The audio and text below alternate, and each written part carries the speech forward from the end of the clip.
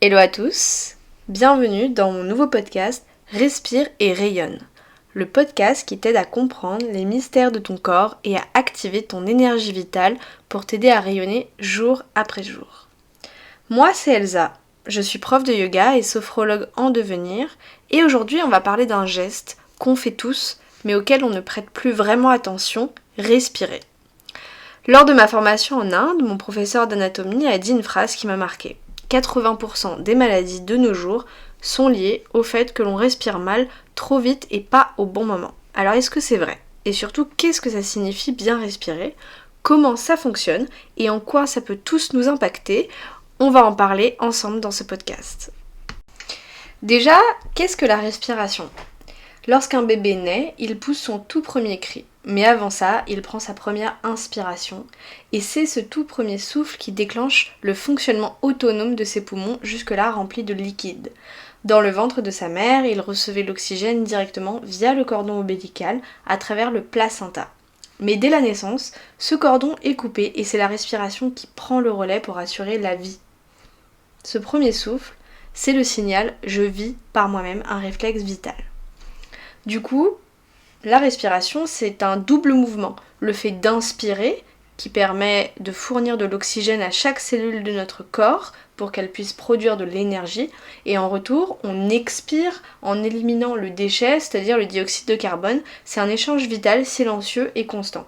C'est automatique chez tous les animaux, mais aussi c'est le seul système vital que l'on peut contrôler volontairement, nous les êtres humains. On ne peut pas contrôler par la pensée les battements de notre cœur, ralentir notre digestion ou réguler notre température corporelle. En tout cas, pas de façon directe, comme on peut le faire avec la respiration. C'est un peu pour ça que pour moi, la respiration, c'est un super pouvoir qu'on a les êtres humains.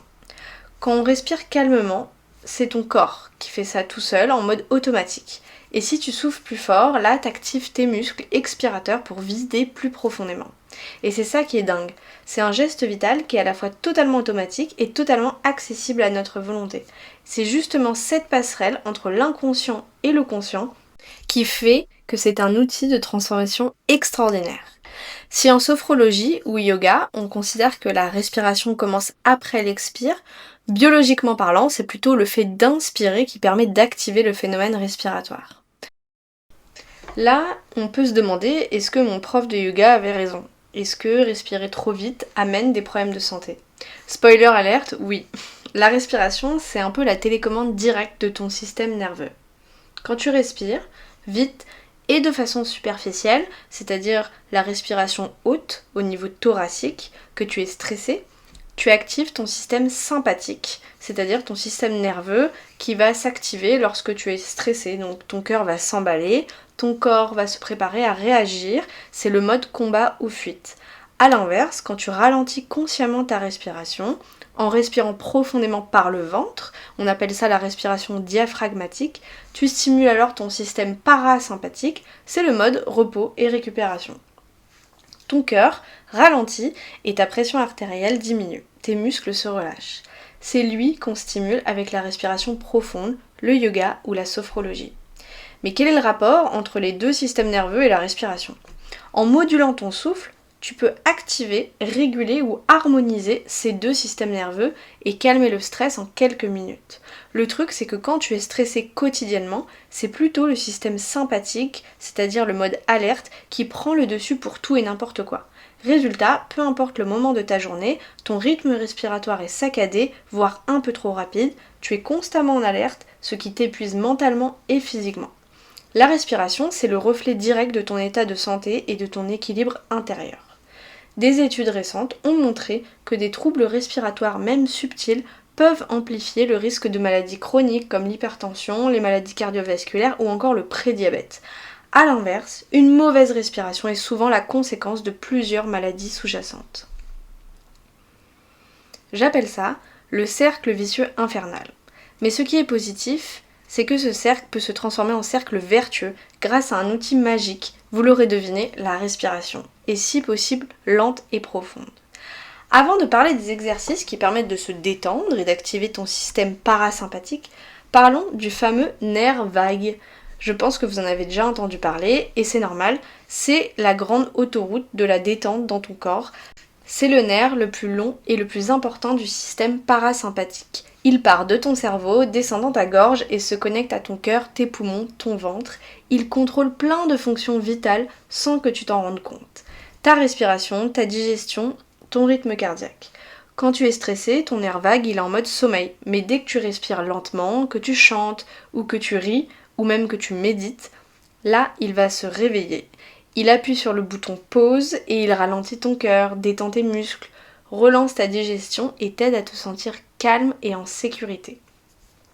C'est grâce à lui que tu peux passer du mode alerte au mode récupération.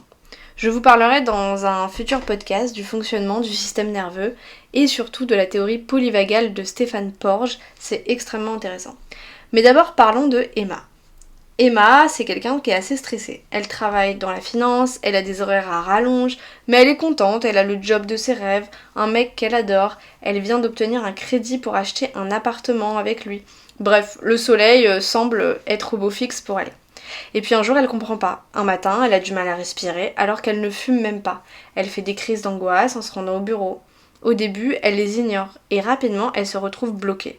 Son système nerveux est tout le temps au garde à vous alors qu'elle allait voir des psys, elle a fait du sport, elle a amélioré sa façon de manger, mais rien n'est fait, quelque chose lui pèse. Au début, son cerveau arrive à gérer et petit à petit, il y a un vrai déséquilibre qui s'installe et là, c'est le trop-plein, burn-out.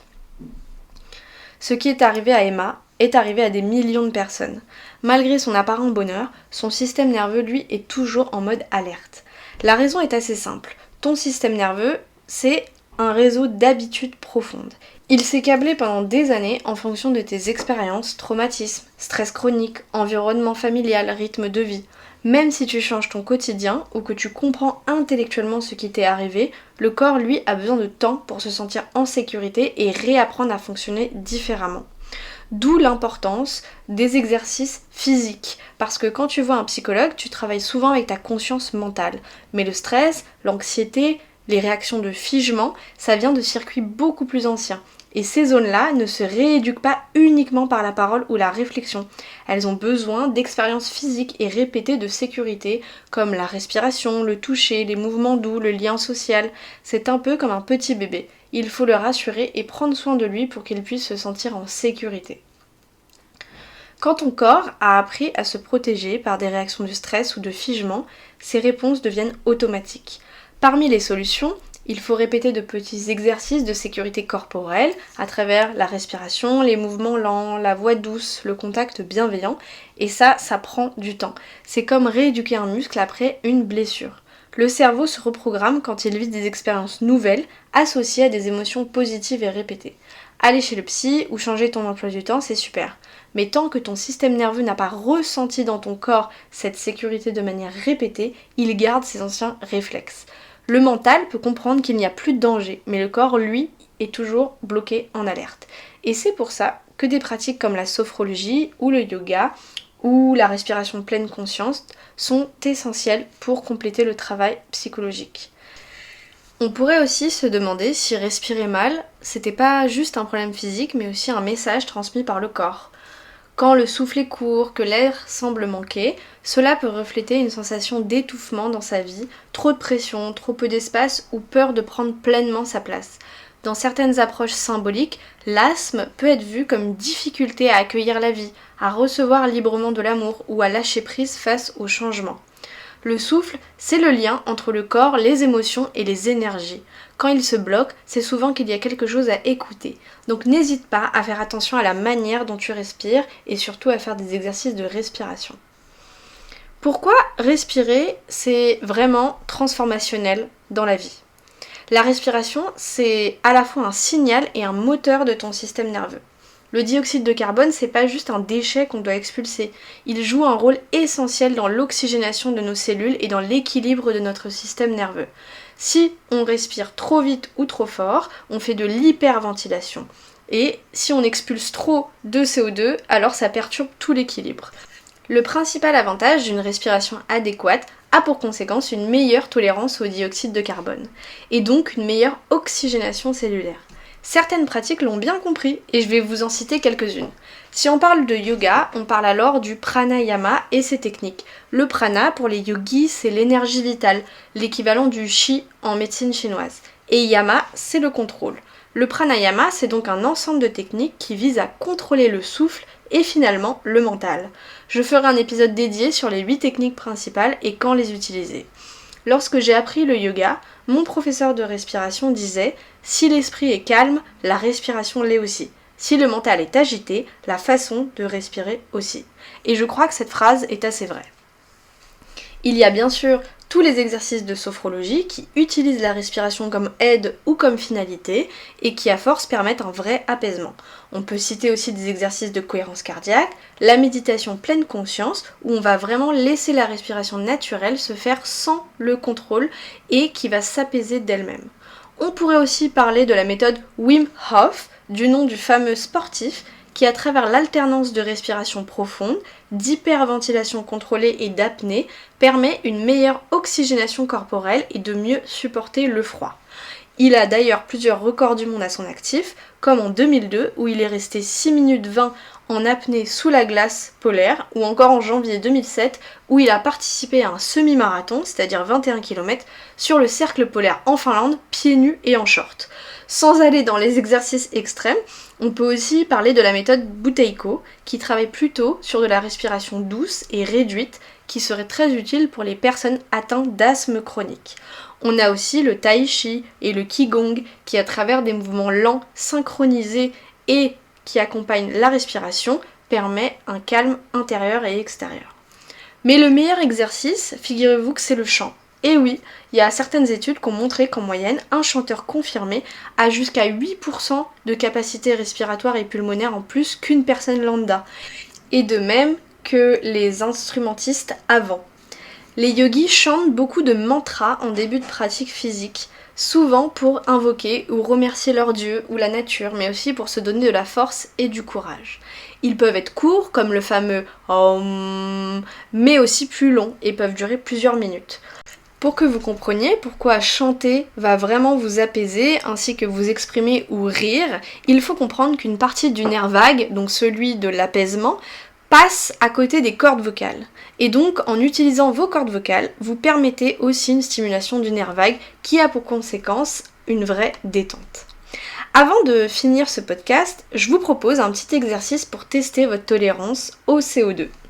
Je vous propose de vous asseoir confortablement au fond de votre siège, de fermer les yeux et de respirer 30 secondes calmement avec une respiration classique. Au bout de 30 secondes, prenez votre téléphone et mettez le chronomètre. Vous allez expirer, c'est-à-dire vider l'air de vos poumons, puis fermez vos narines avec vos doigts. Ensuite, vous allez comptabiliser au bout de combien de temps vous avez vraiment envie d'inspirer. Si vous avez tenu moins de 20 secondes, alors vous avez une tolérance faible au CO2.